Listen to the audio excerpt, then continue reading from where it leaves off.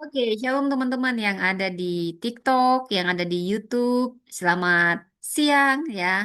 Ini 7 Juli. Oh, 10 Juli sekarang, Saudara. Wah, nggak terasa waktu bergulir begitu cepat. Besok sudah 11, lusa sudah 12. Saudara, kita akan mendengarkan firman Tuhan.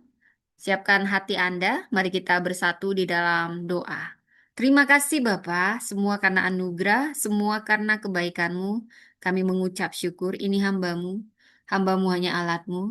Sampaikan isi hati-Mu, hanya kebenaran firman-Mu yang hamba beritakan. Jangan biarkan hamba bersandar pada pengertian hamba sendiri. Ambil alih hamba Roh Kudus. Penuhi hamba dengan hikmat, otoritas, kuasa wibawa ilahi. Biar setiap perkataan, setiap firman yang keluar, itu sesuai dengan kehendak-Mu, berkenan kepadamu. Memuliakan nama-Mu.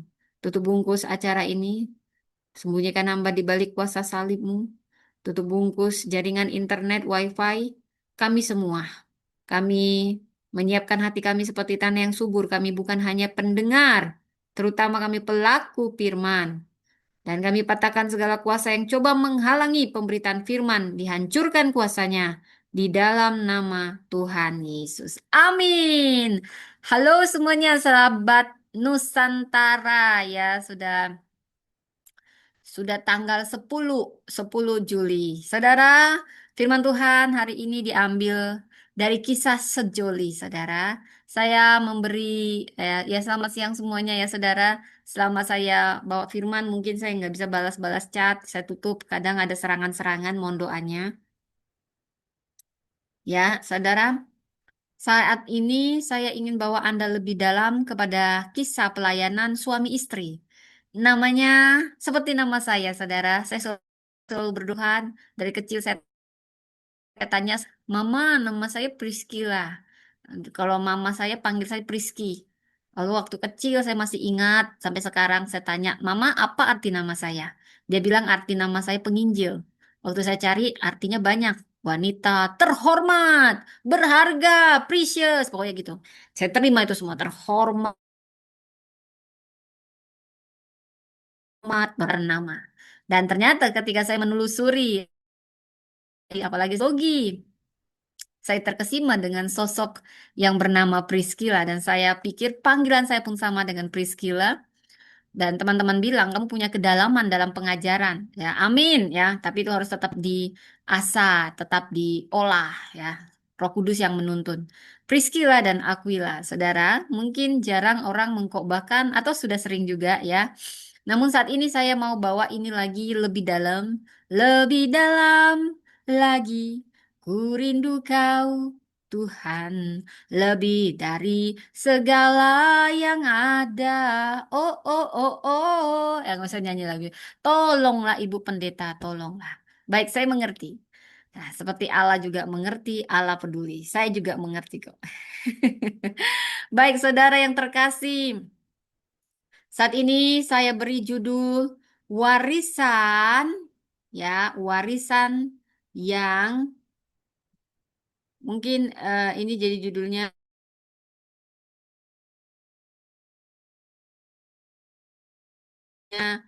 ya, saudara, warisan yang melengkapi, saudara. Jadi ini kisah Priscilla Aquila, ya. Jadi dari kisah ini kita akan belajar banyak, ya. Panggilan yang menjadi warisan. Jadi ini juga akan saya sebut bahwasanya ini adalah pelayanan yang luar biasa dari suami istri. Jadi rumah mereka ini dipersembahkan menjadi tempat pekerjaan Allah. Ya.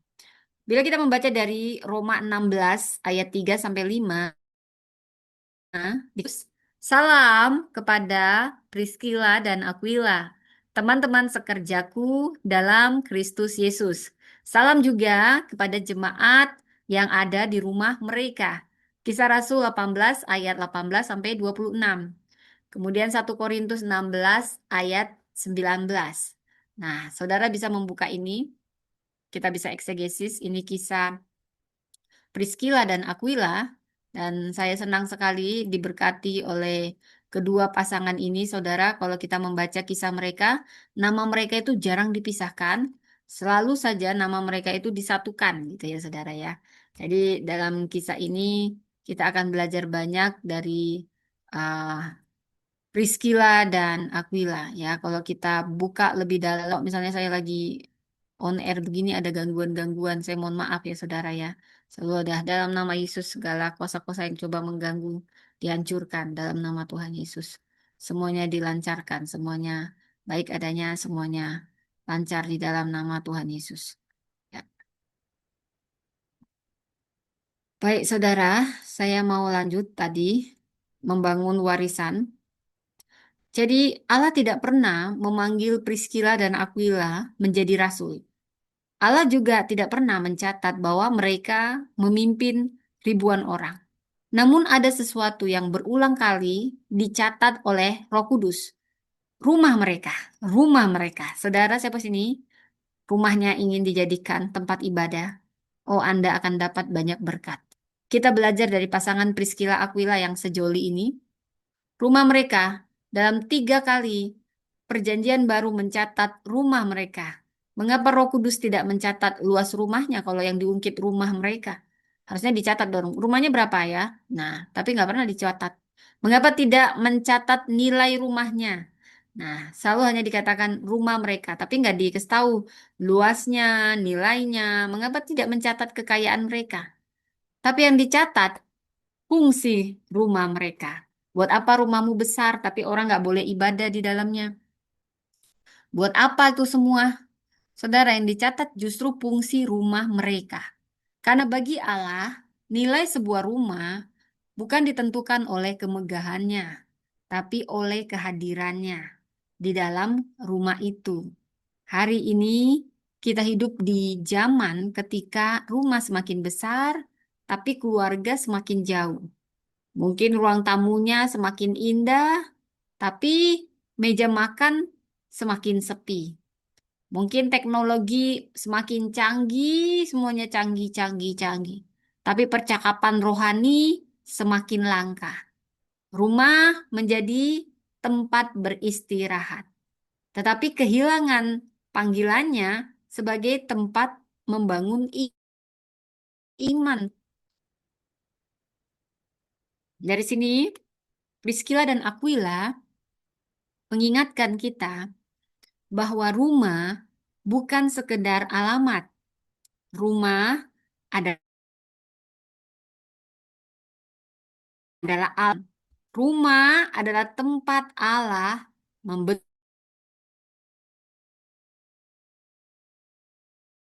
membentuk 5. Dikatakan salam juga kepada jemaat yang ada di rumah mereka. Berarti ini nampaknya kalimat sederhana,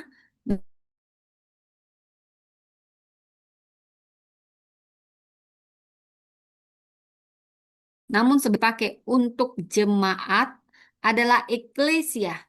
Secara harfiah, eklesia berarti orang yang dipanggil keluar. Komunitas umat Allah yang dipersatukan oleh Kristus.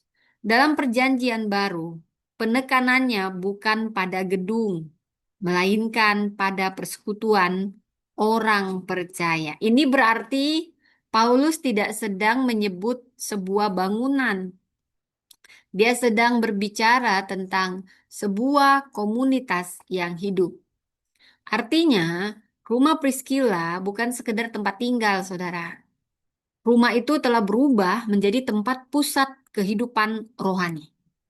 Mungkin ruang makannya dipenuhi doa, mungkin ruang keluarganya dipenuhi pembelajaran firman, mungkin tamunya adalah orang-orang yang baru percaya, mungkin di sanalah air mata pertobatan mengalir. Mungkin di sanalah roti dipecahkan sambil mengenang pengorbanan Kristus. Bayangkan, rumah biasa tapi menghadirkan pekerjaan Allah yang luar biasa. Mengapa gereja bertemu di rumah? Pada abad pertama, gereja belum memiliki gedung ibadah seperti sekarang ini, saudara. Makanya bersyukurlah. Orang percaya itu berkumpul di rumah-rumah karena banyak alasan. Dan yang paling memungkinkan untuk bersekutu adalah belajar firman, berdoa, serta memecahkan roti bersama. Jadi ketika Paulus berkata, gereja di rumah mereka ini bukan sekedar informasi alamat, itu adalah pujian rohani. Rumah mereka telah menjadi pusat misi. Dalam Kisah Rasul 18 ayat 26, perhatikan ada sesuatu yang menarik ketika Apolos belum memahami Injil secara utuh. Alkitab tidak berkata mereka mempermalukan dia. Saudara, tidak juga mereka mendebat dia di depan umum.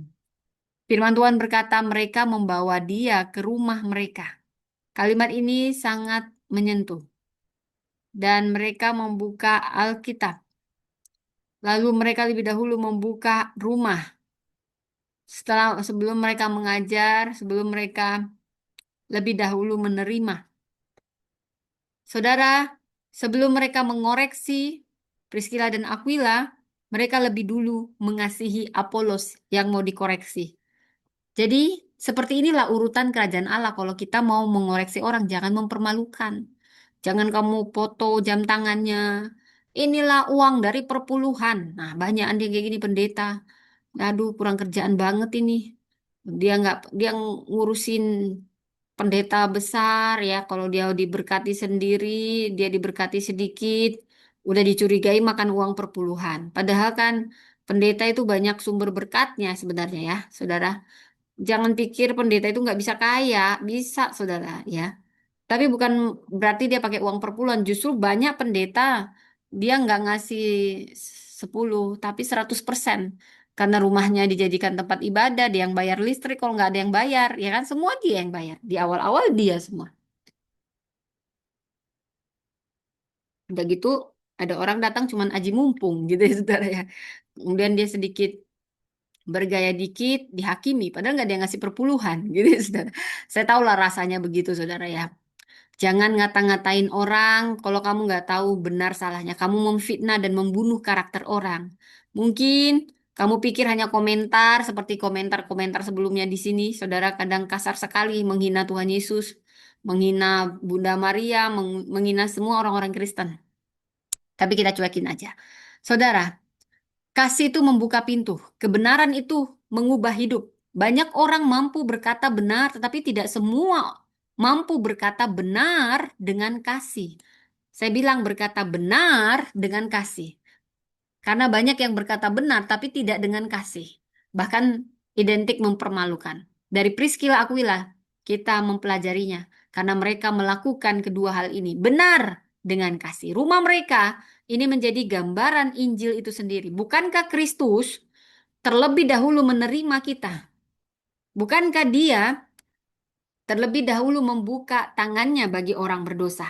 Bukankah dia lebih dahulu mendahului perubahan hidup kita? Karena itu rumah orang percaya dipanggil menjadi refleksi dari hatinya Kristus. Rumah Kristen bukan sekedar tempat tinggal. Rumah adalah tempat Injil menjadi nyata. Di sana ada pengampunan, di sana ada doa, di sana ada penerimaan, di sana ada pertumbuhan, di sana ada pemuridan. Jadi, disinilah kita menemukan suatu prinsip. Jadi, sebagai pemimpin, terutama kalau mau Anda pemimpin transformasional, itu tidak hanya membangun pelayanan, tapi ini membangun ruang di mana orang lain bertumbuh. Saya ulang, pemimpin transformasional tidak hanya membangun pelayanan, tetapi membangun ruang di mana orang lain bertumbuh. Priscilla dan Aquila tidak memulai dengan mimbar. Mereka memulai dengan meja makan. Mereka tidak memulai dengan auditorium.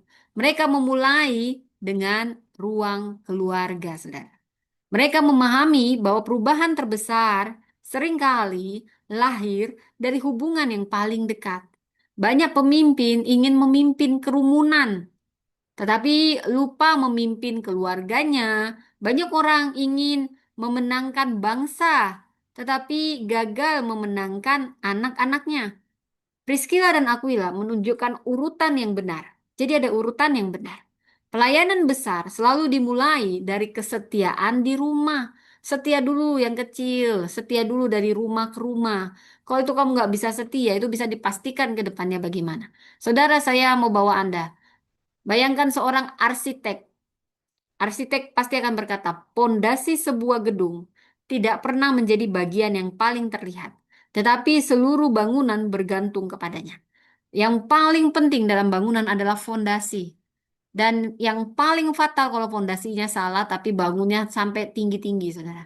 Karena itu pasti runtuh, saudara. Fondasinya harus kuat. Dan fondasi tidak pernah kelihatan. Karena fondasi tersembunyi di kedalaman. Sama seperti kita fondasinya. Di kedalaman, saudara. Tidak ada orang berfoto di atas fondasi. Pasti orang rata-rata senang berfoto di puncak gedung. Padahal gedung itu ada puncaknya karena ada pondasi dulu, saudara. Itu urutannya, pondasi dulu.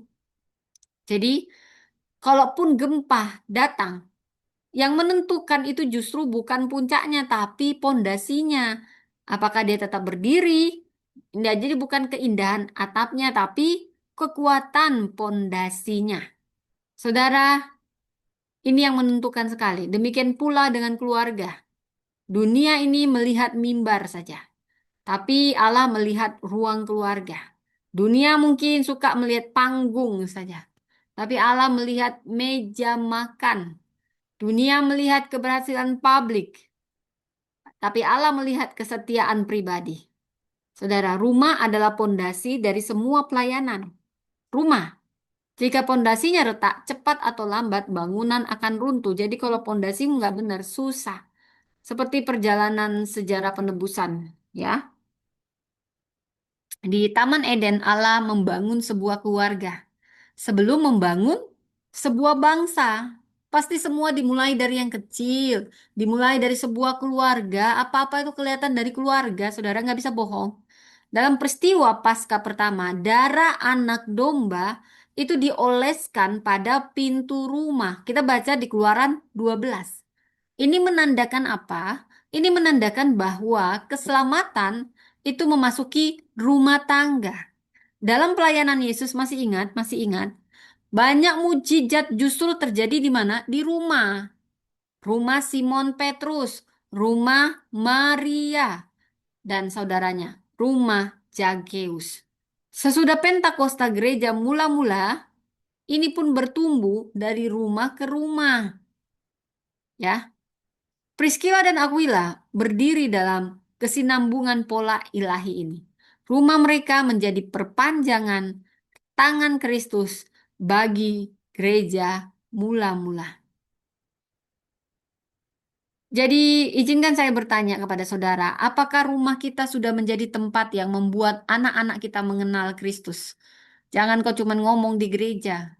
Di di keluargamu kok omongin nggak apa yang kok bayin, apa yang kok ini diajak ngomong. Jangan nama anakmu nggak pernah kok bayin, anak orang kok bayin, jemaatmu kok bayin. Dimulai dari rumah.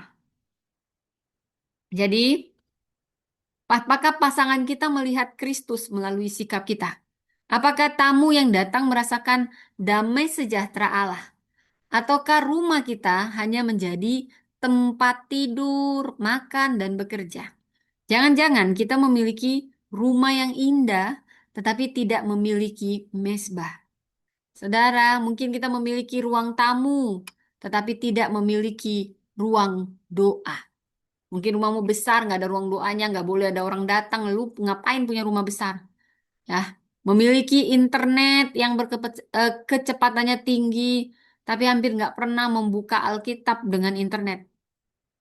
Priscilla dan aku ya tidak dikenang karena ukuran rumah mereka. Saudara, nggak peduli ukuran rumahmu gimana. Mau di teras-teras itu pun, hatimu mau nggak menyambut orang.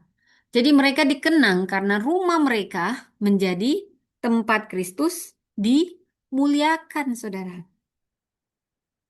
Maka bangun kembali mesbah keluarga. Tidak harus panjang ya. 15 menit ya. 15 menit aja baca firman, doa bersama. Penting sekali mesbah keluarga. Doakan anak-anak, tumpang tangan atas anak-anak, ucapkan berkat atas anak-anak. Anakku diberkati, kemurahan dan kebajikan belaka mengikuti engkau kemanapun engkau pergi. Ya, kemudian mendoakan bangsa. Rumah yang dipenuhi doa, ini akan melahirkan generasi yang mengenal Tuhan. Dan kita gereja, bagi gereja yang kuat, ini tidak hanya bertumpu di hari Minggu. Haleluya, haleluya semua di hari Minggu. Semua porsir hari Minggu. Tahu kan Anda? Gereja yang kuat itu dibangun oleh keluarga-keluarga yang hidup dalam firman setiap hari. Program gereja penting, tetapi keluarga yang menjadi murid Kristus jauh lebih penting, saudara. Bagi pemimpin, jangan hanya membuka ruang rapat, kok hanya rapat aja kerjamu. Tapi hiduplah, bukalah hidupmu. Saudara, sebagai pemimpin, Anda pemimpin. Mentor itu jangan hanya mengajar, saya juga mentor. Mentor juga harus belajar menerima. Pemimpin sejati, dia akan menciptakan lingkungan yang aman bagi pertumbuhan. Jangan kau tunda-tunda pertumbuhan. Jangan kau halang-halangi orang bertumbuh supaya kau terus yang lebih hebat. Kau gagal jadi pemimpin namanya.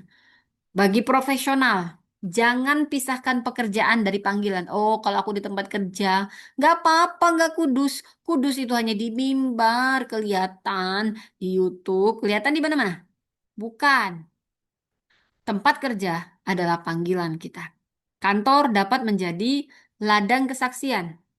Integritas di tempat kerja dapat membuka pintu untuk memberitakan Kristus, sebagaimana pekerjaan sebagai pembuat tenda menjadi titik awal pelayanan Priscilla dan Aquila.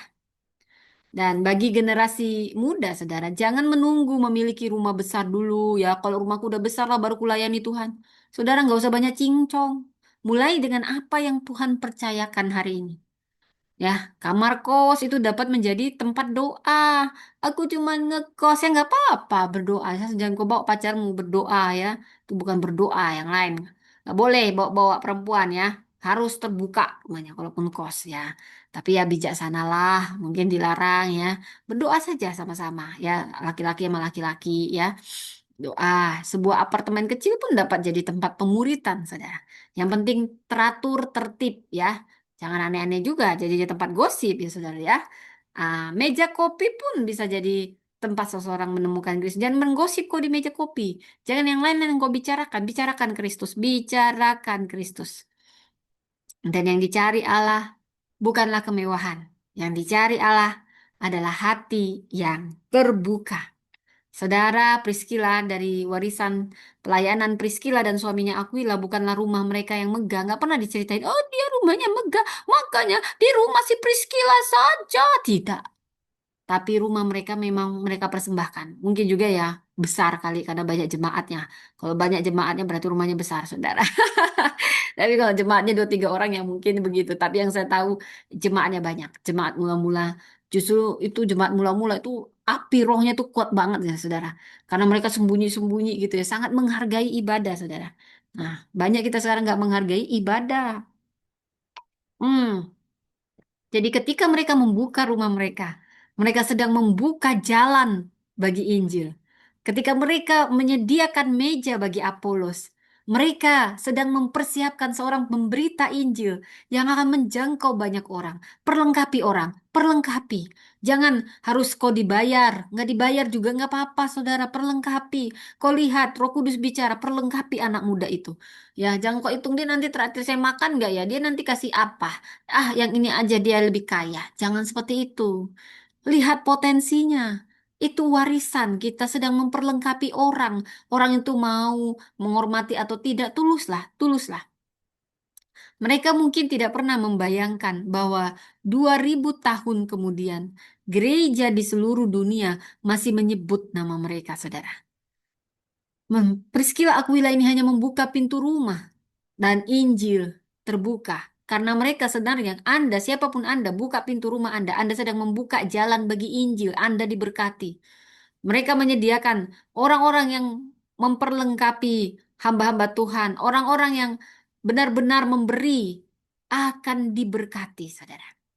Mereka mungkin nggak pernah bayangin 2000 tahun kemudian gereja di seluruh dunia masih menyebut Priscilla Aquila.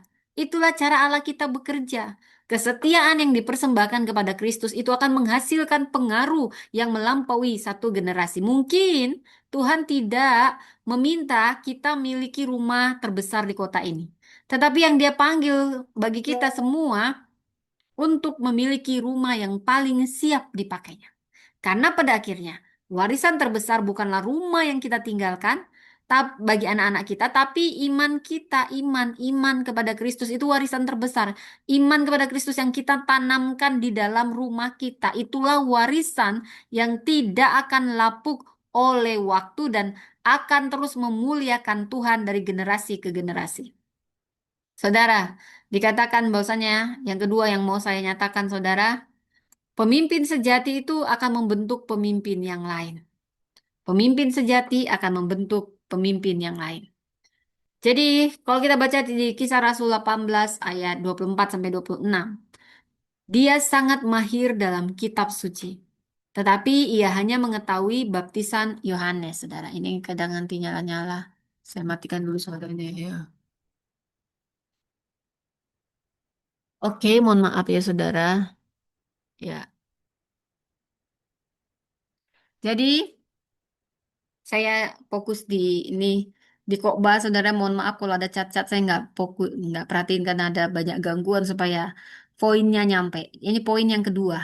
Pemimpin yang sejati membentuk pemimpin yang lain. Saya ulang, pemimpin yang sejati membentuk pemimpin yang lain. Jadi Priscilla Aquila membentuk pemimpin seorang Apolos yang sudah mahir sebenarnya. Dia sudah ahli dalam kitab suci, tapi dia hanya paham tentang baptisan Yohanes karena dia nggak langsung ketemu sama Yesus atau nggak ada yang memberitakan tentang Yesus kepada dia. Priscilla dan Aquila tidak mempermalukan. Mereka membawanya ke rumah mereka dan dengan teliti menjelaskan kepadanya jalan Allah yang lebih tepat.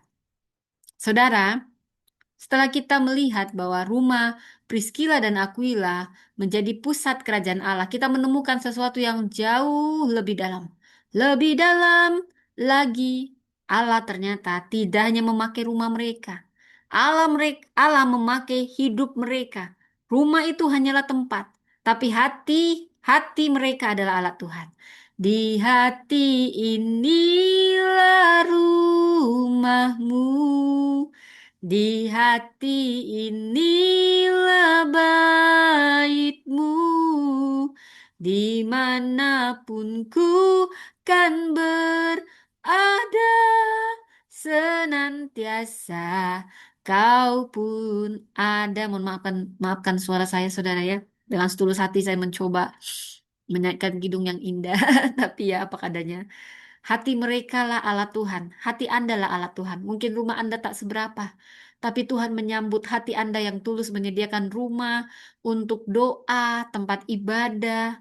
Tuhan akan membalas. Jangan pelit sama Tuhan. Jangan hitung-hitungan. Jangan aduh nanti aku nyediain air minum lah, air itulah, air inilah.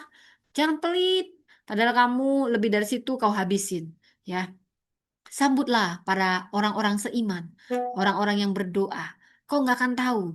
Ada banyak mujizat bagi mereka yang berkorban. Mungkin rumahmu nggak seberapa. Apa adanya, nggak dipaksa kok, saudara. Karena hati yang paling penting menjadi alat Tuhan.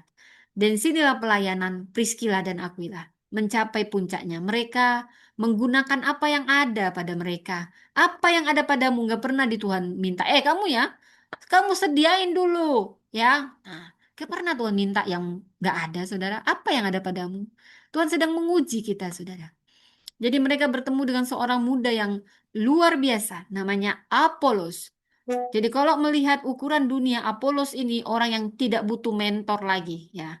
Udah hebat, udah doktor, dia udah sekelas profesor gitu. Nggak perlu mentor, dia yang harusnya mementori. Dia pintar, pasti, berpendidikan. Dia punya karisma kayak saya ini punya karisma gitu ya saudara ya. Iya ya.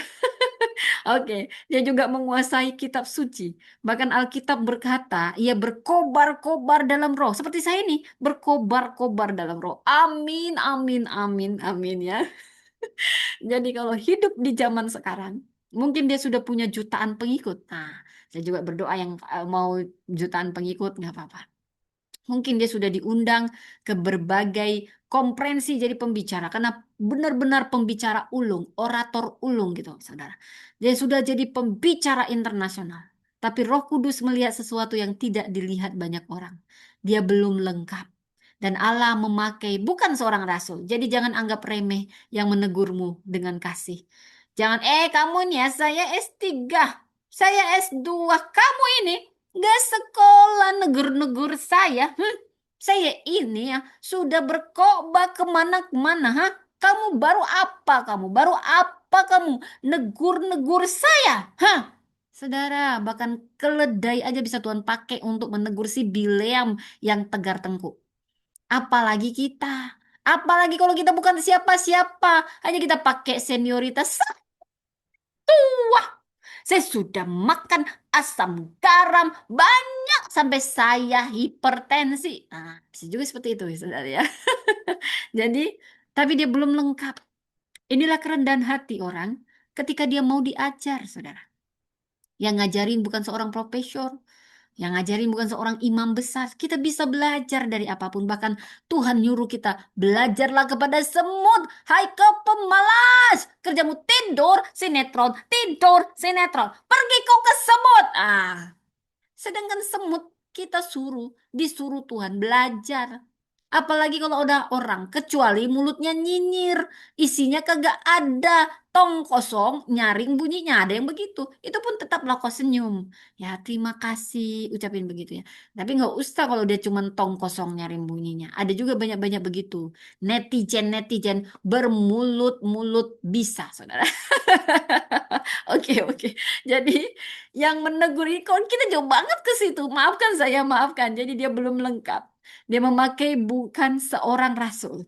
Dia hanya memakai seorang profesor. Bukan juga, bukan. Mirip-mirip kayak profesor gitu ya. Tapi karena hikmat Allah. Hikmat Allah bahkan lebih dari seorang profesor. Kalau sudah dipenuhi oleh roh Allah. Dia bukan seorang iman besar, melainkan sepasang pembuat tenda. Disinilah kerajaan Allah membalikkan cara berpikir dunia. Saudara, kita masuk lebih dalam lagi. Kisah Rasul 18 ayat 24. Datanglah ke Efesus seorang Yahudi bernama Apolos. Apolos kemungkinan ini bentuk singkat dari nama Yunani. Apollonius. Dia berasal dari Alexandria, salah satu pendidikan terbesar di dunia kuno. Ya mungkin kayak Harvard gitu ya. Ya sebentar ya saudara ini. Saya dapat WA sebentar ya. Oke. Ini saya dapat ada gangguan sedikit.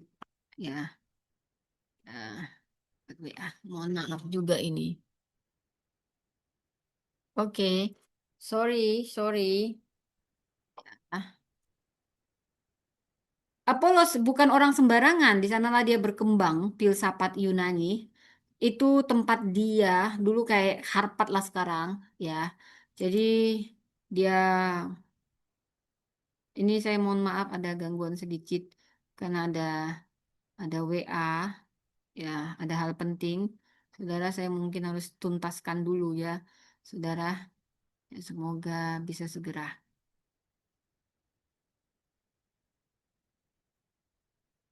Ya. Oke. Mohon maaf, mohon maaf, mohon maaf, mohon maaf. Mohon maaf. Mohon maaf. Ini kenapa jadi begini? Oke, sebentar ya saudara. Di sebentar saja.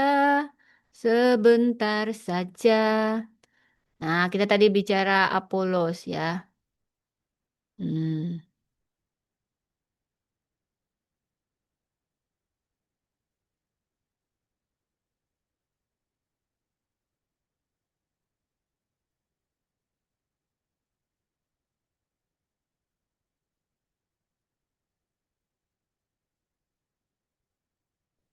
Oke.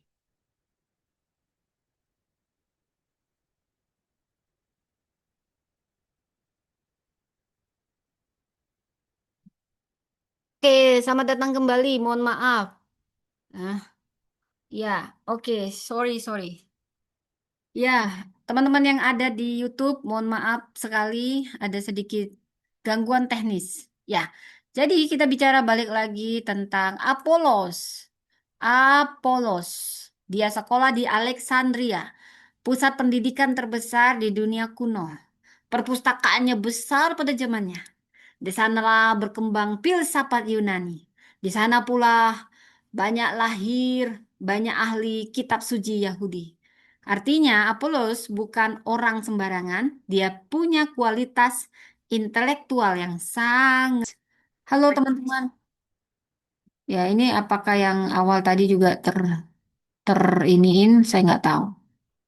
Ya, oke. Semua orang dapat mengakses ribuan khotbah, ratusan buku, ribuan video teologi saat ini, tetapi informasi bukanlah transformasi, saudara. Pengetahuan itu belum tentu menghasilkan kedewasaan, saudara. Pengetahuan belum tentu menghasilkan kedewasaan. Bila kita lihat di ayat 25, dia telah menerima pengajaran tentang jalan Tuhan. Kata jalan ini berasal dari bahasa Yunani. Hihodos. Hihodos yang berarti jalan hidup, cara hidup, arah kehidupan. Kekristenan mula-mula bahkan sering disebut sebagai the way, bukan sekedar agama, saudara, tetapi cara hidup. Dan Alkitab berkata, Apolos, dia hanya tahu baptisan Yohanes. Artinya apa? Ia memahami berita pertobatan, tetapi dia belum memahami sepenuhnya karya Kristus melalui kematian, kebangkitan, dan pencurahan Roh Kudus. Dia benar, tetapi belum lengkap. Disinilah peran Priscilla Aquila masuk. Masuk ke ayat 26. Mereka membawanya ke rumah mereka. Ini sangat pendek kalimatnya, tapi sangat revolusioner. Mereka tidak mempermalukan Apolos, mereka tidak memotong khotbahnya, mereka tidak berkata, kamu sesat, kamu pendeta sesat kamu ya, seperti yang zaman-zaman sekarang ini, keterlaluan menghina pendeta ya. Kemudian mereka tidak membuat polemik, mereka tidak mencari popularitas melalui kritik, mereka memilih jalan kasih. Mereka mengundangnya, mungkin diundang makan. Mereka mendengarkannya. Kemudian Alkitab berkata, mereka menjelaskan jalan Allah dengan lebih tepat. Kata Yunani yang dipakai adalah epitemi, yang berarti menjelaskan secara sistematis, menguraikan dengan cermat, membuka sesuatu sehingga menjadi jelas. Perhatikan, mereka tidak menang debat, mereka memenangkan seorang murid. Inilah perbedaan besar. Banyak orang senang memenangkan argumentasi, tetapi kehilangan manusia, saudara. Priscilla dan Aquila mungkin kehilangan ego mereka. Belajarlah menahan ego, saudara. Tapi kita memenangkan seorang pemimpin besar. Jangan kita kritik orang. Jangan kita cari-cari kesalahannya. Oh, ini dia pakai AI dia ini. Ini begini, begini. Emang kenapa kalau dipakai AI? Zaman sekarang memang harus pintar pakai AI. Itu semua alat, itu semua sarana. Itu nggak salah, saudara. Kita lah yang harus bijaksana minta tuntunan Roh Kudus. Bergantung tetap pada Roh Kudus, bukan bergantung pada AI. Kita yang mengatur AI, bukan AI yang ngatur kita. Intinya begitu. Jangan pula kau nggak tahu apa-apa soal AI, ya toh? Nah itu strategi. Ya. Jadi makna teologis di sini. Injil menjadi nyata. Yesus sendiri melakukan pola yang sama. Ia tidak hanya berkhotbah kepada orang banyak, ia membentuk 12 murid. Bahkan 12 12 itu, saudara, dia sedang menginvestasikan waktu lebih banyak lagi. Dari 12 murid, dia invest waktu lebih banyak lagi kepada Petrus, Yakobus, Yohanes. Kenapa? Karena kerajaan Allah berkembang melalui pemuridan. Pelayanan yang hanya menghasilkan pengagum akan berhenti ketika pemimpinnya berhenti. Tetapi pelayanan yang menghasilkan murid, dia akan terus hidup melampaui satu generasi. Priscilla dan Aquila memahami prinsip ini. Mereka tidak mengejar jumlah, mereka mengejar kedalaman. Saudara, inilah prinsip kepemimpinan transformasional. Disinilah prinsip kedua. Pemimpin transformasional tidak diukur dari banyaknya pengikut yang dimiliki, tetapi dari banyaknya pemimpin yang dilahirkannya. Saya ulang, pemimpin transformasional tidak diukur dari banyaknya pengikut yang dimiliki, tetapi dari banyaknya pemimpin yang dilahirkannya. Dunia berkata, bangunlah pengikut. Kristus berkata, jadikanlah murid, memuridkan. Ini sangat membuat perbedaan besar. Pengikut itu bergantung kepada pemimpin. Murid bertumbuh menjadi pelayan Kristus. Priscilla dan Aquila tidak ingin Apollo selalu bergantung pada mereka nanti, tapi mereka memperlengkapinya agar ia dapat melayani lebih luas daripada mereka. Inilah kerendahan hati sejati. Seorang pelatih orkestra yang hebat tidak pernah menjadi pusat perhatian saat konser berlangsung. Semua mata tertuju kepada para pemain musik. Namun sesungguhnya kualitas konser itu lahir dari berjam-jam latihan yang dilakukan bersama sang pelatih. Sang pelatih itu bekerja di balik layar. Dia membentuk, dia mengarahkan, dia mengoreksi. Ketika konser dimulai, dia justru memberi ruang kepada orang lain untuk bersinar. Demikianlah Priscilla dan Aquila. Mereka rela tetap berada di balik layar agar Apolos dapat dipakai Allah secara lebih luas. Pelayanan mereka tidak mengecil. Ketika orang lain menjadi besar, jangan takut kamu orang lain lebih besar dari kamu. Kamu yang mengangkat, kamu tetap lebih besar. Justru disitulah keberhasilan mereka. Perhatikanlah kehidupan Barnabas, mirip sama Priscilla Aquila. Barnabas, semua orang takut sama Paulus, yang dulu namanya Saulus yang membantai orang Kristen. Hanya Barnabas yang berani menyambut dengan hati yang besar. Dia memperkenalkan Paulus kepada para rasul yang lain. Ketika banyak orang masih meragukan pertobatan Paulus, Barnabas membawa Paulus ke Antioquia. Wow, ini hatinya besar banget. Dia peka banget dengan suara Tuhan. Walau orang masih ragu-ragu, ya dia mengayomi, saudara. Dia mendampingi, saudara. Kita butuh Barnabas sekarang. Gila-gila Petrus yang impulsif, gila-gila Paulus yang mungkin, ya banyak itu Paulus bagus sekali ya. Tapi jarang yang seperti Barnabas yang ada sekarang. Jegal menjegal, jegal menjegal. Nah, mau sampai kapan begini? Ya kan? Kemudian Barnabas membawa Paulus ke Antioquia. Namun beberapa tahun kemudian, nama yang disebut bukan lagi Barnabas dan Paulus, melainkan Paulus dan Barnabas. Apakah Barnabas tersinggung seakan-akan menjadi the second person? No.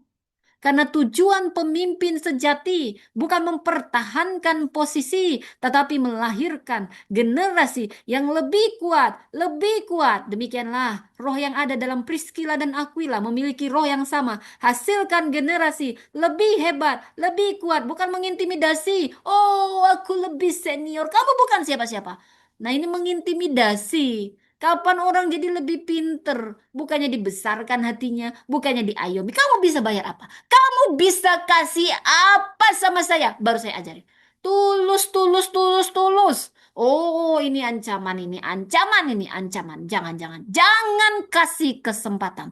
Diamin. Kita harus menyingkirkan dengan elegan. Dengan cara mendiamin. Oh, diam itu juga dosa.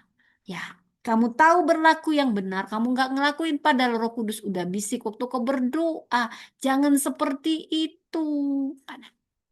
Masih kau bebalin. Reputasi, reputasi, jaga gengsi. Makan gengsi-gengsi itu. Ya, makan gengsi-gengsi. Ya, ini Ibu Priscilla kok marah-marah? Saya tidak marah. Ya, saya mengingatkan, saudara. Jadi, apakah kita bersuka cita ketika orang lain dipakai orang lebih besar daripada kita, saudara? Ini sulit, saudara. Zaman sekarang sulit melihat memimpin begini. Dia muridku, jangan sampai dia lebih pintar dari aku. Pakai begitu lagi gayanya. Pintar kayak aku gitu nih. Kayak nggak terima banget ya, saudara. Gitu. Atau kita mulai merasa terancam dengan orang baru, saudara. Kalau kita benar-benar sedang membangun generasi baru, tidak akan seperti itu, saudara. kita sedang membangun kerajaan kita yang seperti itu? Apakah kita tanpa sadar sedang membangun ketergantungan kita kepada diri sendiri? Mulai kembangkan tiap orang. Ada, jangan juga kau kembangkan, kau biarin. Kau tahu membimbing tapi diam. Ah, sampai dia traktir saya makan baru mau saya bimbing. Kayak mana kayak gitu? Kau hitung-hitungan terus semua. Kau banding-bandingan, ah ini enak ini. Ini lebih banyak duitnya daripada ini. Nggak usah lah ini. Lah, kalau dia minta tolong kali udah kejepit baru ku tolong. Kalau ini, padahal Roh Kudus bilang, tolong anak itu. Dia nggak punya uang, tolong dia. Dia biarin lah. Kalau cuman begitu, gimana kayak gitu? Hah? Tulus, tulus, tulus, tulus, ya kan? Nih, kita minum kopi dulu, saudara.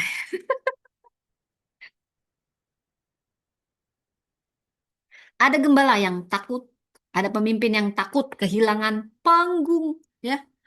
Ada gembala yang takut muncul pengkhotbah yang lebih baik. No, no, no, no. Saya tidak akan beri kesempatan. Caranya adalah diami, diami, diami. Oh, itu dosa juga, sayang. Sudah dibilang Roh Kudus, kasih dia kesempatan. Ya, kau ngangkat orang, mungkin kau takut dia nanti lebih hebat dari aku. Kalaupun dia lebih hebat dari kau, kenapa rupanya? Nah, kan itu justru kau berdosa menghalangi pertumbuhan orang. Justru dia akan selalu mengenang engkau, seorang yang berhati besar. Kau mengangkat, kau selalu terangkat, saudara. Itulah kebesaranmu. Ketika kau punya hati besar, membesarkan orang lain, membuat orang lain bertumbuh, bukan mendiami supaya jangan tumbuh, supaya dia pergi sendiri, supaya dia mampus semua potensinya. Kamu yang mampus, orang bisa nilai kamu juga. Oh, begini rupa pemimpinnya. Hatinya kecil banget gitu ya. Nah, apakah kita sedang membangun ketergantungan pada diri sendiri, takut kehilangan panggung, takut orang lain lebih baik dari kita? Ada orang tua yang takut anaknya melampaui dirinya? Saudara, saya tanya, Anda sebagai orang tua, kalau Anda orang tua, apakah Anda takut anak Anda melampaui diri Anda atau itulah kegembiraan Anda? Jadikan Anda adalah orang tua. Kalau bisa nakku, kau lebih hebat dari aku. Mungkin Bapak cuman jadi kepala sekolah. Kamu bisa jadi kepala desa, saudara. Jangan, atau kepala sekolah antar sekolah gitu ya, saudara. Nah, itu masih kecil banget. Kalau bisa jadi presiden, Papa, artinya anaknya mimpinya lebih jauh. Bagusnya aku bagus, bagus. Kamu punya mimpi aja sudah syukur. Bapak nggak bisa bermimpi. Tidak, Bapak. Nah, dia itu sudah, Anda sudah menang jadi orang tua, ya. Hmm. Atau tanpa sadar kita sedang membangun eh, kerajaan kita. Ada yang profesional takut membagikan ilmunya karena khawatir disayangi. Ya, banyak sih temanku kayak gini ya, saudara saya bagi ilmu saya, dia nggak mau bagi ilmunya. Nggak apa-apa, biarin aja. Nah, nanti jangan bagi lagi juga sama dia kalau udah kayak gitu orangnya, ya kan? Tapi bijaksana. Nah, berdoa dulu. Roh Kudus ngadapin orang ini gimana? Nah, kalau nanti dibimbing Roh Kudus, tapi tetaplah punya hati besar. Kalau dia lagi terjepit, tetaplah tolong, ya saudara ya. Nah, tapi kalau misalnya apa, tegurlah dengan kasih. Tapi tetaplah tolong, saudara ya. Orang yang aman dalam Kristus tidak takut melihat orang lain bertumbuh. Insecure pasti tidak akan memberi sedikit pun celah bagi orang lain bertumbuh. Kenapa? Karena tujuan hidup kita bukan menjadi yang terbesar. Tujuan hidup kita supaya Kristuslah semakin besar, saudara. Kalau bagi keluarga, orang tua dipanggil bukan hanya membesarkan anak, tetapi memuridkan anak, saudara. Anak-anak tidak hanya membutuhkan pendidikan terbaik, saudara. Mereka membutuhkan teladan terbaik, saudara. Warisan terbesar orang tua bukan harta, tapi imannya yang hidup, bukan iman omong kosong. Bukan iman banyak cincong. Kalau dia banyak cincau nggak apa-apa, saudara ya. Cincong oh cincau juga nggak boleh. Kalau cincau-cincau boleh juga, saudara ya. Nanti saya pelajari makna kata itu ya, saudara. Jadi kalau bagi gereja, setiap gereja harus menjadi tempat lahirnya pemimpin baru. Jangan hanya memenuhi kalender kegiatan. Bangunlah budaya mentoring, pemuridan, dan regenerasi yang sehat, saudara. Gereja yang berhenti memuridkan akan kehilangan masa depannya. Saya ulang, gereja yang berhenti memuridkan akan kehilangan masa depannya. Jadi pemuridan itu sangat penting. Mentoring, pemuridan, regenerasi yang sehat, saudara. Dan jadi bagi pemimpin, jangan takut mempunyai penerus yang lebih hebat. Jangan takut mempunyai penerus yang lebih hebat, saudara. Jadi justru di situ kemenanganmu sebagai seorang pemimpin membuat penerusmu lebih hebat. Jangan sampai penerusmu pas-pasan atau di bawahmu sedikit pula lagi. Aduh, berarti kamu gagal jadi pemimpin, saudara. Kecuali dia udah kau ajari, memang dia itu, aduh gimana, itu bukan salah kamu. Cari aja lagi murid yang lain ya, saudara ya. Muridkan terus, muridkan terus ya. Setiap gereja harus menjadi tempat lahirnya pemimpin baru. Jangan hanya memenuhi kalender kegiatan. Bangunlah budaya mentoring, pemuridan, dan regenerasi yang sehat. Gereja yang berhenti memuridkan kehilangan masa depan. Jadi bagi pemimpin, jangan takut mempunyai penerus yang lebih hebat. Keberhasilan kita sebagai pemimpin bukan ketika semua orang bergantung kepada kita. Aduh, kasihan juga kita, saudara. Tapi ketika kita melihat ada pertumbuhan, sekalipun kita tidak lagi memimpin, itu warisan kepemimpinan. Kita profesional, bagikan pengetahuan. Kita latih rekan kerja, jangan pelit-pelit karena bersaing biar dia disingkirkan, biar dia nggak di sini lagi dia keluar dari sini. Aku akan cari celah. Wah, ini orang-orang yang hatinya kecil begini, saudara ya. Paling dia jadi pemimpin seperti katak dalam tempurung, saudara. Cuman-cuman di situ ya. Mau gimana datang promosi? Kamu aja nggak bisa promosiin orang. Ya, kalau kamu mau besar, kamu harus ngangkat orang, saudara. Ya, jangan takut, aduh aku nanti. Justru kau ngangkat orang, percayalah kau tetap lebih tinggi dari dia. Karena kau ngangkat, saudara. Walaupun nanti dia menggantikan kau, emangnya kenapa? Kan dia nggak kacang lupa kulitnya. Kalau dia kacang lupa kulitnya, saudara ya, dia nanti juga kena batunya kok langsung. Karena kesombongan mendahului kehancuran. Ya. Tetapi kerendahan hati mendahului kehormatan. Wow. Orang yang rendah hati, orang yang mengangkat orang lain. Apalagi dia tahu, oh ini potensinya di sini nih. Potensinya ini ngajar. Kalau kamu merasa terancam, oh jangan kasih dia jadwal mengajar. Karena potensinya mengajar, kita bunuh potensinya. Oh, mungkin kau aman kawan dalam bentuk legensi. Tapi Tuhan tahu semuanya. Orang-orang juga bisa menilai. Jadi bagi generasi muda cari mentor. Jangan merasa cukup hanya karena punya pengetahuan. Apolos luar biasa tapi masih mau belajar. Kau siapa nggak mau belajar? Hah? Tanya. Kerendahan hati untuk diajar adalah pintu menuju kedewasaan rohani. Saudara, kenapa sampai hari ini kita masih kenal nama Priscilla dan Aquila? Bukan karena mereka membangun gedung, bukan karena mereka memegang jabatan tinggi, tapi karena mereka membangun manusia. Mereka melihat potensi ketika orang lain hanya melihat kemampuan. Saudara, mereka membimbing ketika orang lain menghakimi. Mereka memperlengkapi ketika orang lain bersaing. Kalau orang yang suka bersaing, dia nggak akan suka memperlengkapi. Tapi kalau orang memperlengkapi, ini dia nggak terancam dengan orang lain. Karena dia tahu saya sedang memperlengkapi untuk kerajaan Allah. Ya. Dan dari buah pelayanan mereka terus bergema. Apolos kemudian jadi pemberita Injil yang sangat dipakai Tuhan. Priscilla dan Aquila tetap setia melayani. Walaupun mereka nggak mengejar sorotan. Disitulah kita melihat keindahan Injil. Kristus tidak memanggil kita untuk jadi pusat perhatian, tapi jadi alat yang mempersiapkan orang lain semakin mengenal dan melayani Dia.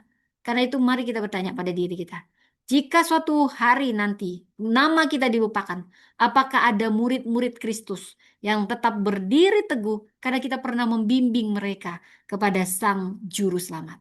Saudara, itulah warisan yang tidak dapat dibeli dengan uang, tidak dapat digantikan oleh jabatan, dan tidak akan pernah hilang dari ingatan Allah. Sebab pemimpin yang hidup bagi Kristus akan selalu meninggalkan jejak Kristus dalam kehidupan orang lain. Dan pesan yang ketiga yang terakhir, kesetiaan meninggalkan warisan kekal. Kesetiaan meninggalkan warisan kekal, saudara. Roma 16 ayat 3 sampai 4. Sampaikan salam kepada Priscilla dan Aquila, teman-teman sekerjaku dalam Kristus Yesus. Mereka telah mempertaruhkan nyawanya untuk hidupku. Dan bukan hanya aku saja yang berterima kasih kepada mereka, tapi juga semua jemaat dari bangsa-bangsa lain. Wow! Paulus ingat, orang yang pemimpin besar itu akan mengingat orang-orang yang berjasa pada dia. Kalau pemimpin kecil yang dia ingat, ih siapa ini yang jadi saingan ini? Siapa ini yang harus kusingkirkan ya? Nah, itu pemimpin-pemimpin kecil, saudara. Nah, kecuali dia sudah langsung bertobat di jamar Roh Kudus ya, saudara ya. Nah, Roma 16 ayat 5, 1 Korintus 16 ayat 19, dan 2 Timotius 4 ayat 19. Saudara yang dikasihi Tuhan, kita telah melihat bahwa Priscilla dan Aquila membuka rumah bagi Tuhan. Kita juga melihat bagaimana mereka membentuk seorang pemimpin besar bernama Apolos. Namun sekarang kita sampai pada puncak kisah mereka. Ironisnya puncak kisah mereka bukanlah mujizat, saudara. Bukan khotbah yang mengguncang ribuan orang. Bukan pula jabatan tinggi. Puncak kehidupan mereka adalah kesetiaan. Kesetiaan dan ketulusan kiranya mengawal aku. Saudara, prestasi seringkali membuat seseorang terkenal. Tetapi hanya kesetiaan yang membuat seseorang berkenan kepada Tuhan. Saudara, tetaplah setia, punya hati yang besar, hati yang tulus sebagai pelayan Tuhan. Mungkin manusia melupakanmu, tapi Tuhan tidak pernah melupakan orang-orang yang tulus, orang-orang yang setia, orang-orang yang berhati besar untuk kerajaan Allah. Orang-orang yang memperlengkapi orang lain tanpa mencari sorotan. Saudara, upahmu besar. Bahkan kau tidak harus di surga mendapatkannya, di dunia ini pun kau dapatkan. Hari ini kita hidup di zaman yang mencintai sesuatu yang instan. Instan terkenal, sukses, instan viral, kaya. Tapi Allah tidak pernah bekerja secara instan. Allah membentuk karakter melalui proses. Allah membangun warisan melalui kesetiaan yang panjang. Priscilla dan Aquila tidak menjadi tokoh utama dalam kisah Rasul. Namun mereka menjadi salah satu pasangan yang paling berpengaruh dalam sejarah gereja. Kenapa? Karena mereka memilih setia, bukan sekedar hebat. Dan dalam Roma 16 ayat 3, teman-teman sekerjaku dalam Kristus Yesus. Paulus memakai ungkapan Yunani, sinergos, yang artinya rekan kerja, bersinergi, mitra pelayanan, orang yang bekerja bersama demi tujuan yang sama. Perhatikan baik-baik. Paulus tidak menyebut mereka pembantuku, asistenku, pengikutku, jemaatku. Mereka menyebut rekan sekerja. Paulus orang yang berhati besar dan membesarkan orang lain. Gelar yang sangat istimewa. Dalam surat-suratnya dia ingat semua orang yang membantu dia sekecil apapun. Dia ingat orang-orang yang berjasa bagi dia, yang berkorban untuk dia. Ingatlah orang-orang itu, saudara. Ketika kamu ada di puncak, mungkin kamu jadi sorotan. Ada juga yang memang jadi sorotan, saudara. Ada yang hanya bekerja di balik layar. Istilah sinergos dipakai bagi orang yang benar-benar mengambil bagian dalam pekerjaan Injil dengan kesetiaan dan pengorbanan. Artinya, Priscilla dan Aquila bukan penonton pelayanan, mereka pelaku pelayanan. Mereka tidak datang hanya untuk menerima, mereka datang untuk memberi. Mereka tidak bertanya apa yang gereja bisa lakukan bagi saya. Gereja ini bisa ngasih apa sama saya? Hah? Hah? Apa? Itu yang mereka tanya. Seharusnya mereka bertanya, apa yang dapat saya lakukan bagi Kristus? Ini berbeda besar, saudara. Roma 16 ayat 4. Mereka telah mempertaruhkan nyawanya untuk hidupku. Ini kalimat yang sangat kuat, saudara. Dalam bahasa Yunani ungkapannya tun hautun karatong hipertekan. Nggak salah yang bilang sini ya. Secara harfiah berarti mereka meletakkan leher mereka. Ini ungkapan idiomatik yang menggambarkan kesiapan menghadapi hukuman mati atau bahaya besar demi menyelamatkan orang lain. Wah, ini udah ngasih nyawanya sendiri. Paulus tidak sedang memakai bahasa yang berlebihan. Dia sedang mengingat sebuah peristiwa nyata saat pasangan ini rela mempertaruhkan nyawa demi Injil, demi Paulus. Mereka nggak tidak hanya kasih tenaga, nggak ngasih semuanya, mereka berhidup mereka. Dan Paulus sangat menghormati mereka. Kenapa? Perhatikan ini. Bukan hanya aku saja yang berterima kasih, tetapi juga semua jemaat bangsa-bangsa lain. Mengapa semua gereja berterima kasih? Karena pengorbanan mereka tidak berhenti pada Paulus. Mereka menolong Paulus, mereka ikut ambil bagian dalam tersebarnya Injil kepada bangsa-bangsa. Mereka mungkin tidak menginjil seluruh kekaisaran Romawi. Mereka menopang orang yang diutus Allah untuk melakukannya. Inilah keindahan tubuh Kristus. Tidak semua dipanggil menjadi Paulus, tetapi setiap orang dapat menjadi Priscilla dan Aquila. 2 Timotius 4 ayat 19. Sekarang kita melompat hampir 12 tahun kemudian. Paulus berada di penjara, dia hidupnya segera berakhir. Dia menulis surat terakhirnya. Dan saat-saat terakhir itu dia masih mengingat pasangan ini. Saat dia mau mati, setelah lagi dia ditebas kepalanya, saudara. Salam kepada Priska dan Aquila. Selalu nama Priscilla duluan, saudara. Mungkin dia ingat mana yang paling berjerih lelah gitu ya, saudara. Atau mana yang paling pinter gitu ya. Enggak lah. Dia tidak pernah membedakan laki-laki dan perempuan, saudara. Perhatikan, tahun berganti, kota berganti, pelayanan berganti, banyak orang datang dan pergi. Tetapi Priscilla dan Aquila, oh mereka setia. Kesetiaan mereka tidak bergantung pada keadaan. Mereka melayani ketika muda, mereka melayani ketika sulit, mereka melayani ketika Paulus sedang kuat. Mereka juga tetap melayani ketika Paulus di penjara. Inilah kesetiaan. Ada satu benang merah yang indah. Priscilla dan Aquila muncul dalam beberapa kota, baik Korintus, Efesus, Roma, kemungkinan kembali ke Efesus. Mereka berpindah-pindah, tapi satu hal tidak pernah berubah. Mereka selalu melayani. Tempat berubah, panggilan tidak berubah. Alamat berubah, komitmen tidak berubah. Karena bagi mereka, pelayanan bukan kegiatan. Pelayanan adalah identitas. Inilah yang diajarkan Kristus. Yesus tidak datang untuk dilayani, tapi melayani. Priscilla dan Aquila sedang mencerminkan karakter Kristus. Inilah prinsip kepemimpinan transformasional. Disinilah kita menemukan prinsip yang ketiga, warisan terbesar seorang pemimpin, bukan yang dicapainya, tapi kesetiaan yang dia hidupi, sehingga orang lain terus berjalan bersama Kristus. Banyak pemimpin mengejar hasil, tapi melupakan karakter. Banyak orang ingin meninggalkan nama. Kristus ingin kita meninggalkan iman, bukan nama. Warisan Kristen tidak dibangun oleh keberhasilan sesaat. Warisan Kristen dibangun oleh kesetiaan seumur hidup.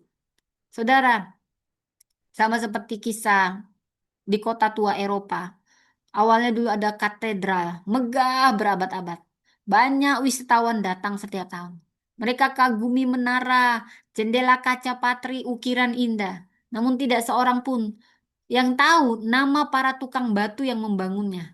Nama mereka hilang dalam sejarah, tapi karya mereka tetap berdiri teguh. Demikianlah kerajaan Allah. Dunia mungkin tidak pernah mengingat nama para pejuang Injil ini satu persatu. Tapi jika hidup kita dibangun di atas Kristus, buah pelayanan kita akan tetap hidup dalam generasi-generasi berikutnya.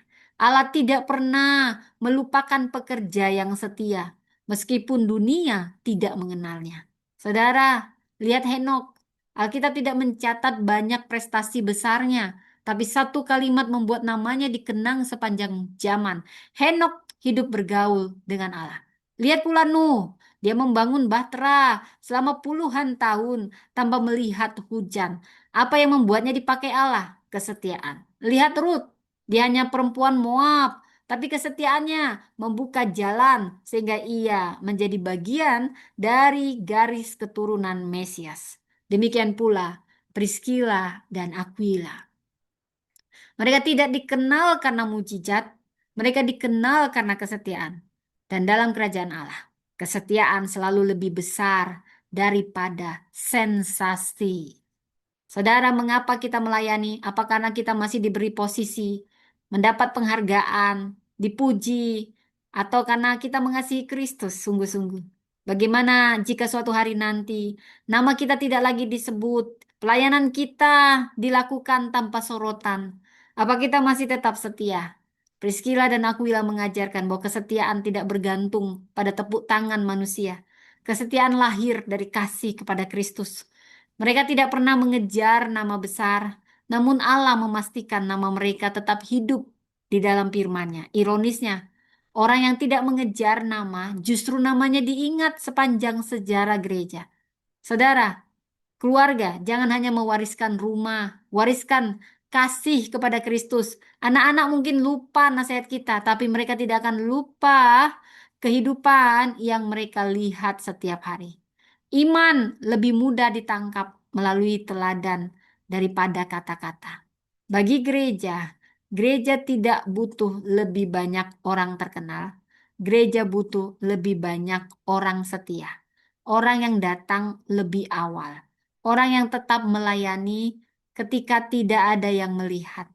orang yang mengerjakan perkara kecil dengan kasih yang besar. Karena gereja dibangun oleh kesetiaan, bukan oleh popularitas.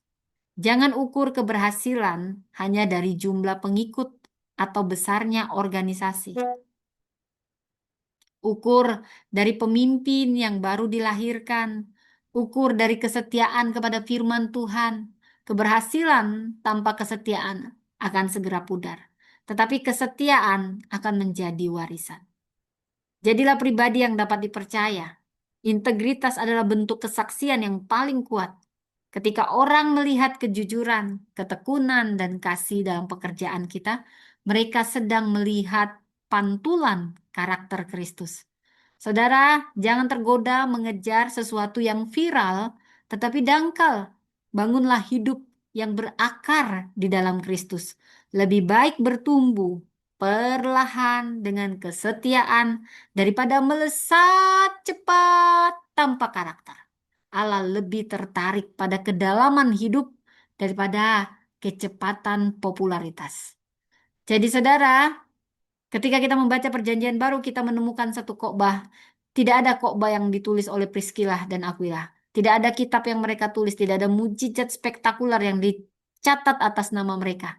Tapi ada sesuatu yang lebih besar. Mereka menjadi surat Kristus yang hidup, membuka rumah, membentuk pemimpin, mempertaruhkan nyawa, setia sampai akhir. Karena mereka setia kepada Kristus, Kristus memastikan bahwa kesaksian mereka tidak akan hilang di telan waktu. Inilah paradoks Injil. Mereka yang rela berada di belakang layar seringkali menjadi pondasi yang menopang panggung sejarah keselamatan. Mereka yang tidak mencari kemuliaan diri justru dipakai Allah untuk memancarkan kemuliaan Kristus. Pada akhirnya, ketika seluruh pelayanan selesai, gedung dapat runtuh, jabatan dapat berakhir, penghargaan dapat berdebu, dan manusia perlahan dilupakan.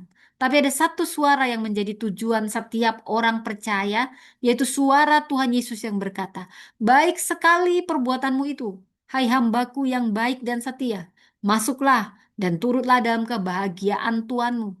Kiranya ketika perjalanan hidup kita berakhir, dunia mungkin hanya mengingat sedikit tentang kita. Tetapi semakin banyak orang mengingat Kristus karena pernah melihat Kristus melalui kita. Itulah warisan sejati. Itulah kehidupan yang dibentuk oleh Injil. Dan itulah teladan agung yang ditinggalkan Priscilla dan Aquila. Dua orang yang tidak hidup untuk dirinya sendiri, tetapi hidup sehingga nama Yesus dikenal.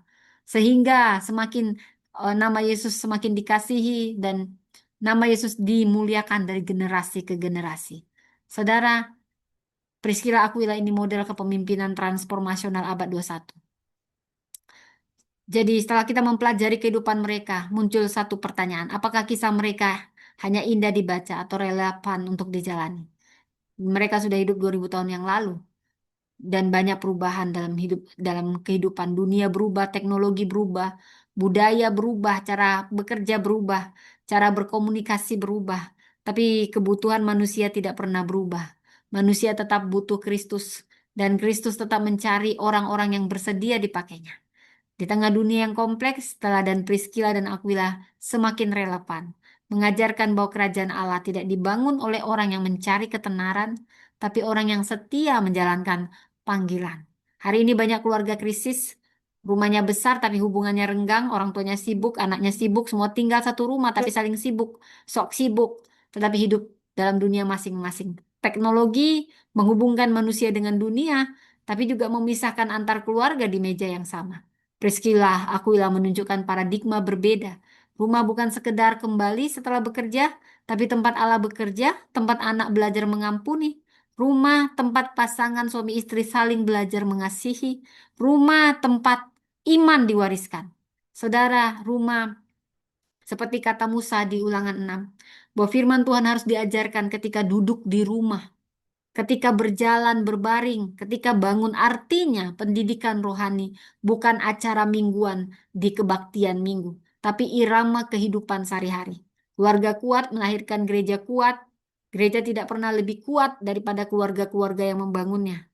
Saudara, salah satu tantangan gereja modern adalah budaya konsumtif. Banyak orang bertanya, gereja ini bisa memberi apa? Tapi Harusnya pertanyaan apa yang bisa aku beri kepada gereja? Dan Priscilla Aquila tidak datang sebagai konsumen, tapi pelayan. Tidak menunggu diminta, tapi melihat kebutuhan dan melayani. Hari ini gereja membutuh lebih banyak orang seperti ini. Bukan hanya pengkhotbah, penyanyi, orang yang membuka rumahnya, membuka waktunya, hidupnya. Gereja bertumbuh bukan hanya oleh program, tapi hubungan. Bukan hanya oleh organisasi, tapi komunitas. Saudara kepemimpinan dunia sering bertanya, berapa banyak orang yang mengikuti saya? Tapi Yesus bertanya, berapa banyak yang kau perlengkapi? Perbedaannya sangat besar. Pemimpin dunia takut kehilangan posisi. Pemimpin Kristen mempersiapkan penerus. Priscilla dan Aquila tidak takut ketika Apolos lebih terkenal. Mereka paham sebuah prinsip keberhasilan seorang pemimpin. Bukan ketika ia menjadi satu-satunya pemimpin yang hebat, tetapi ketika banyak orang menjadi hebat karena pernah dibimbing olehnya. Pemimpin yang dewasa tidak membangun ketergantungan. No, no, no, no. Dia membangun kedewasaan. Dia tidak menciptakan pengikut, dia membentuk murid. Ada anggapan bahwa pekerjaan dan pelayanan adalah dunia yang berbeda. No, Alkitab tidak mengajarkan demikian. Priscilla dan Aquila pembuat tenda. Itu profesi mereka, itu ladang pelayanan mereka. Profesimu ladang pelayananmu. Karena di situ juga mereka bertemu Paulus. Artinya, kamu itu di ruang rapat itu ladang misi, rumah sakit ladang misi, sekolah ladang misi, kampus ladang misi, kantor ladang misi.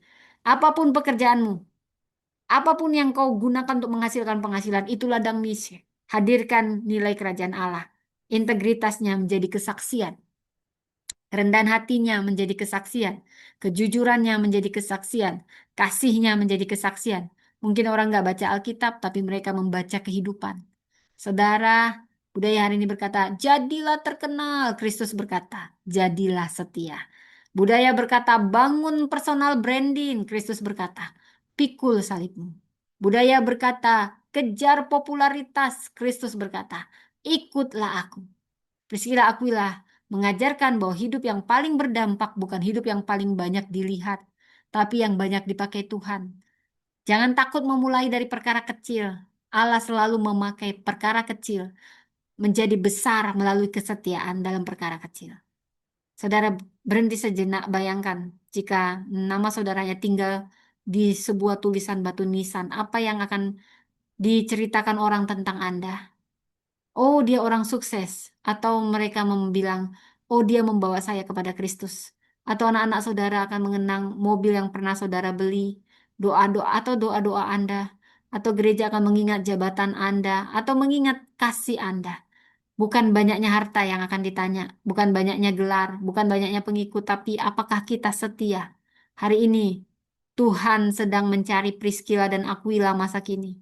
Mungkin bukan seorang pengkhotbah besar, bukan seorang teolog terkenal, tapi keluarga yang berkata, Tuhan, rumah kami milikmu. Tuhan, profesi kami milikmu. Tuhan, anak-anak kami milikmu. Tuhan, pelayanan kami milikmu, hidup kami milikmu. Jika setiap keluarga Kristen memiliki komitmen itu, saya percaya kebangunan rohani dimulai, bukan dari stadion, bukan dari konferensi, tapi dari rumah-rumah yang dipenuhi hadirat Allah. Saudara, jadi warisan yang bernama salib. Saudara, kita, saya kagum dengan Priscilla Aquila, jangan berhenti pada mereka, arahkan pandangan kepada pribadi yang mereka layani, yaitu Kristus. Dan biarlah mereka itu hanya pantulan Kristus yang membuka rumah, karena Kristus juga lebih dulu membuka pintu kasih karunia bagi setiap kita orang berdosa. Kenapa mereka menerima Apolos? Karena Kristus lebih dahulu menerima mereka. Kenapa mereka mempertaruhkan nyawa? Karena Kristus lebih dahulu mempertaruhkan nyawanya di kayu salib. Seluruh kehidupan mereka adalah gema Injil. Mereka tidak hidup untuk membangun nama sendiri, tapi hidup agar nama Yesus dikenal. Tidak cari warisan di bumi, tapi membangun warisan di surga. Itulah inti Injil. Kristus datang bukan untuk membangun kerajaan yang bertahan beberapa puluh tahun. Kristus datang untuk membangun kerajaan Allah yang kekal melalui salib. Dia memanggil setiap orang menjadi bagian dari karyanya. Bukan semua dipanggil jadi Paulus, jadi Petrus, tapi setiap kita dipanggil. Bisa setiap kita jadi pribadi Priscilla Aquila yang setia, rendah hati, rela berkorban, memperlengkapi orang, hidup sepenuhnya bagi Kristus. Bayangkan hari ini, ketika sejarah dunia berakhir, Segala jabatan selesai, gelar akademik kehilangan nilainya, seluruh kekayaan ditinggalkan, gedung-gedung menjadi debu, popularitas lenyap, yang tersisa hanya satu pertanyaan dari raja segala raja, apakah engkau setia kepadaku? Kiranya pada hari ini kita tidak datang dengan membawa daftar prestasi, tetapi hati yang dipersembahkan kepada Kristus. Kita datang bersama orang-orang yang pernah kita bimbing, yang mengenal Yesus karena kesaksian hidup kita, bersama-sama mendengar suara Sang Juru Selamat. Baik sekali perbuatanmu, hai hambaku yang baik dan setia. Masuklah dan turutlah dalam kebahagiaan Tuhanmu. Apa semua bagian di atas diberi judul warisan yang memperlengkapi? Iya, bahkan menurut saya warisan yang memperlengkapi. Inilah inti dari semuanya. Buatlah warisan yang memperlengkapi. Demikian firman Tuhan hari ini, saudara. Jadi, warisan sejati bukanlah apa yang kita tinggalkan, tetapi siapa yang kita perlengkapi. Rumah yang memperlengkapi, seperti Priscilla memberi rumah mereka, menjadi tempat lahirnya komunitas iman. Jadi, buatlah hidupmu memperlengkapi orang lain. Jangan cari panggung, saudara. Kita bisa melakukannya dengan mentoring, pemuritan, regenerasi, warisan, dan kesetiaan yang memperlengkapi, yaitu rela mempertaruhkan hidup, kesetiaan. Jadi ada pengorbanan, setia, pasti ada pengaruh dan warisan. Seperti Priscilla Aquila hidup mereka memperlengkapi.